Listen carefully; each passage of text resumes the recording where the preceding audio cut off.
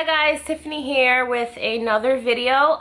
Today I'm going to be talking to you about how I spent my 1-year miscarriage anniversary. I was kind of reluctant to record this video because I wasn't sure if I even wanted to share what I was feeling and what I went through this past week. But I figured that this, just basically telling my story like I've done a few other times about my miscarriages, I'm pretty sure it's going to help somebody, and I'm pretty sure that I am going to reach someone who may need to hear this, so that's why I keep on doing it.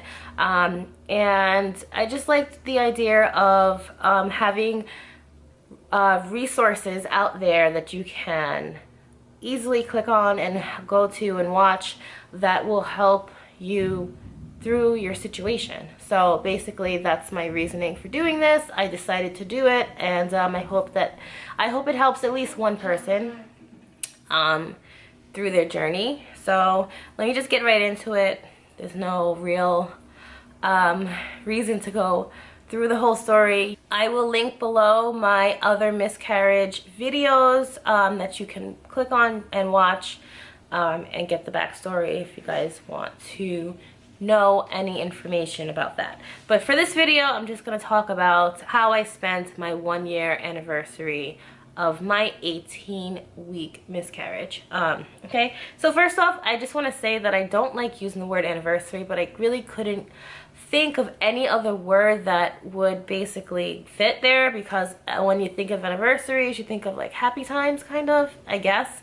Well, for me at least. And it wasn't quite the happiest time for me, but it was something I had to acknowledge and go through. And okay, so how I felt 1 year later after losing Maddox. That was supposed to be his name, so I will acknowledge him by his name. It was very much a very steep, crazy roller coaster of emotions. I was literally all over the place, and it started about a week ahead of the anniversary date. I felt the emotional roller coaster coming on, and I decided to just like grab it by the horns basically and just write it out and go along with how I was feeling and everything like that. So so emotionally I was it's weird because I was able to compartmentalize my grief over this year. As the days and weeks and months went on since he passed, I was able to compartmentalize my grief. I was able to visit it when I had to visit it, but I was able to put it not away and push it away, but just put it away for a moment to go on with my life and do things I was supposed to do. I still have things that I have to accomplish, so I was able to do that, but I could not do that this week, no matter what I tried to do. And I didn't really try to push away my emotions either. I was able to just kind of deal with it and write it out, because that's how I work with, that's what works best with me when I'm dealing with my emotion. I like to face it head on instead of ignoring it, because it doesn't really work out well for me in the end. So I felt there was just so many triggers that jabbed me during the day. I listened to a lot of music that kind of comforted me and comforted my soul. I wrote in my journal. I spoke about him when I wanted to speak about him. I spoke about him to my friends. I spoke about him to some family. And that helped, I guess. That helped the process because I was acknowledging it. I was just really, surprised about how raw the feelings felt a year later. Like, the way I was feeling this week, I felt like as if it just happened. Like, like it didn't happen last year. I felt like it just happened. That raw emotion kept coming out of me. and like, you know, I respected it and I just dealt with it. So I just thought it was really it was very surprising to feel like it just happened. Let me just go through how I spent the day, basically, okay? So first off, during the day, I gave myself the permission to feel how I wanted to feel, and I gave myself the permission to feel how I needed to feel, which means like I allowed myself to grieve. I allowed myself to cry whenever I needed to. I allowed myself to, you know, I spoke about him to my husband. We both cried together. It was hard, but it had to be done. I allowed myself to just like tap into all my emotions and just feel how I need to feel so that I can grieve this right way. I didn't know what I would feel in it, you know, the 1-year anniversary. I didn't expect to feel in any particular way. So I was confused about how to go about it, and I just decided, like, there's no right or wrong way to feel. You know, you feel how you feel in a situation like this, on a day like this. So I just went with however I felt, and it was just an up and down roller coaster. I was happy to be with my family. I was happy to be with my husband. I was sad that Maddox wasn't there. I was happy to talk about how I felt with my family, and I was happy to spend the day together, but I was just still sad because of the situation, which is obviously not the best situation that anybody wants to be in. So as far as what I did on my 1-year anniversary, we didn't plan anything, and the plan was not to plan the day. So the plan was just to have like as much of a light energy day. So I didn't do anything as far as work or, you know, regular work for my business, housework, or anything like that. I just did not do it.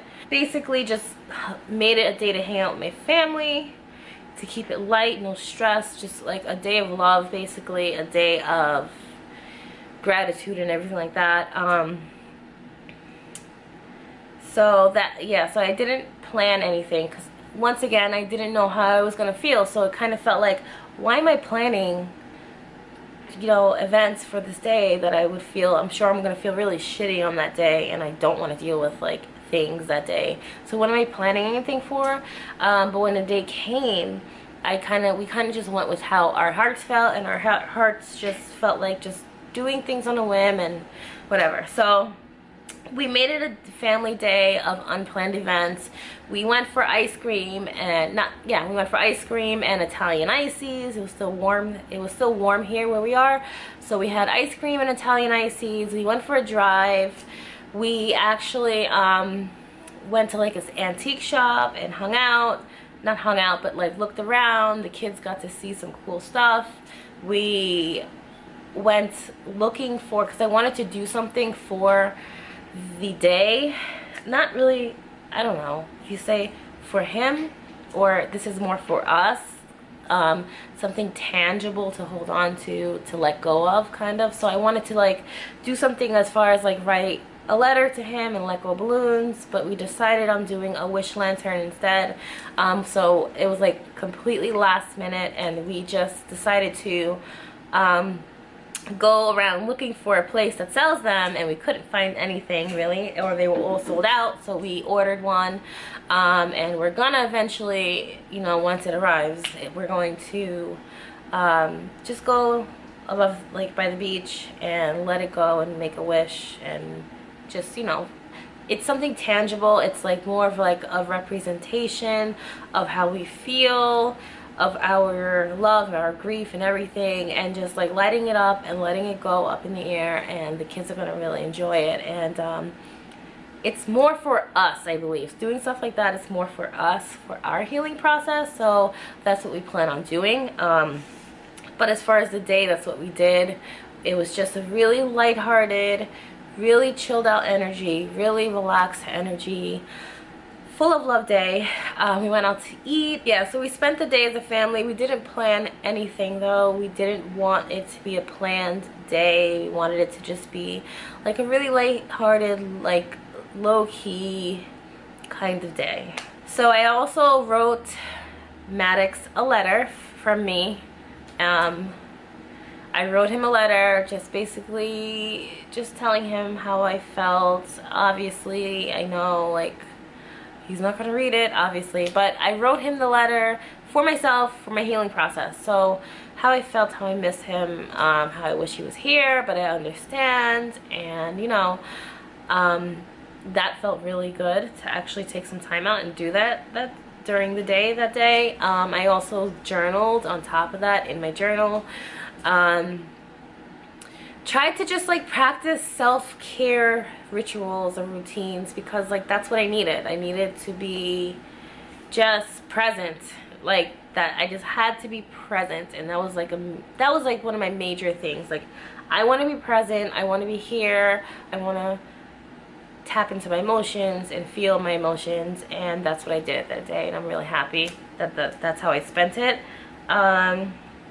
And together, me and my husband decided to make, it's not gonna be like a thing, like this like anniversary thing, but because I don't want to make it seem like I'm celebrating the fact that, you know, I lost him, but we decided to make it like a family day, like a designated family day. At least for now, in the near future, we decided to make this day, the day that we found out that he will no longer, you know, that he's not with us anymore, to make it a day of family and kind of do something on the whim with the kids, lighthearted and fun, and just not planning anything.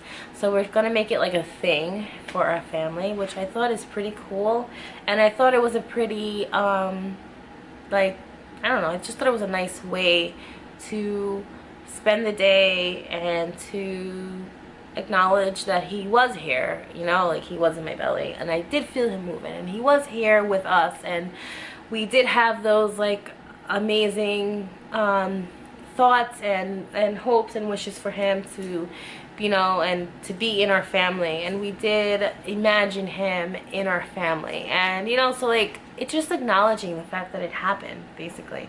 And I couldn't have had a better day, considering the circumstances. I couldn't have had a better day of, I don't know, just acknowledging everything, basically. So I don't even know what is the right way to say this. So if you suffered a miscarriage, I just want you to know I'm here a year later and showing you like I'm still here, I'm standing. You're gonna have hard days, you're gonna have better days. It does get better, so just hold on. Talk to your friends and your family. Write down your feelings, how you feel, and everything like that. This is just my insight on how I spent my day. I hope that this video helped someone. I hope you got some kind of information from it. I hope I helped you in a little bit of a way, at least. Leave me your comments below. Let me know how you guys spent your 1 year miscarriage anniversary. Let me know if you experienced some of the same emotions I felt or anything different. Let's make it like a community thing and remove the stigma of miscarriage.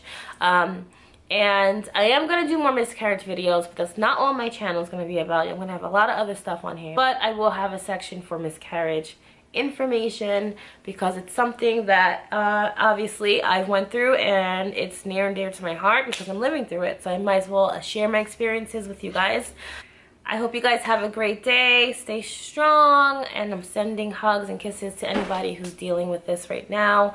I hope to see you guys soon. And by the way, if you like this video, or if you are someone who has experienced this or know someone, hit like for me and subscribe to my channel. I'll have other videos on here as well, as I mentioned before. I hope you guys have a great day, and I'll talk to you guys soon. Bye.